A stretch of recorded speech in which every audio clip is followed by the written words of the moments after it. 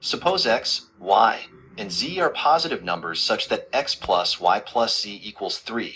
We are tasked with finding the minimum value of the expression 1 over x plus 1 over x times y plus 1 over x times y times z.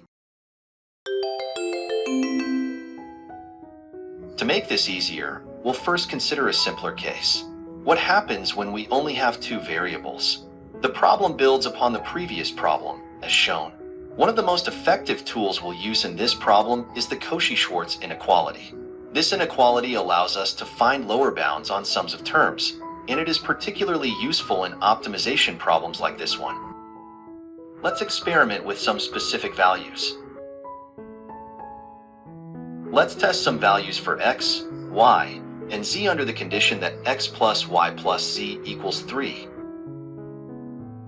If x equals 1, y equals 1, and z equals 1, we get 1 over x plus 1 over x times y plus 1 over x times y times z equals 1 plus 1 plus 1, which equals 3.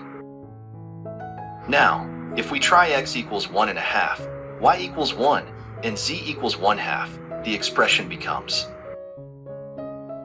1 over x plus 1 over x times y plus 1 over x times y times z equals 2/3 plus 2/3 plus 4/3, which equals approximately 2.67. It seems like the value is decreasing, so we can ask ourselves, can we make it even smaller?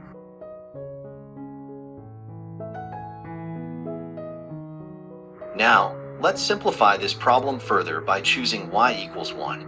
I'll explain later why this choice is convenient. With y equals 1, we now have x plus z equals 2. Our expression becomes 1 over x plus 1 over x plus 1 over x times z.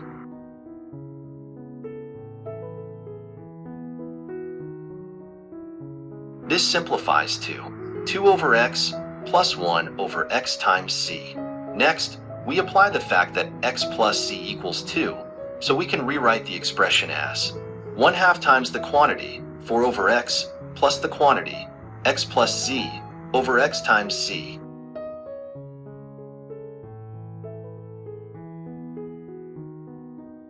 Using the fact that x plus z equals 2, this simplifies further to 1/2 times the quantity, 4 over x, plus 1 over z.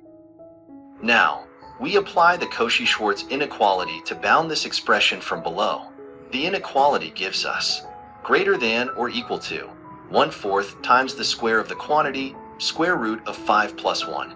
Simplifying this, we find that the minimum value of the original expression is approximately 2.618. Thus, by choosing y equals 1, we find that the minimum value of the expression is around 2.618. We've walked through the specific case where y equals 1 and found that the minimum value is approximately 2.618. In the next video, we'll continue exploring this problem and extend our method to prove this result for the general case. Thank you so much for joining me today. If you enjoyed this, don't forget to subscribe and stay tuned for the next video where we'll complete the proof. See you next time.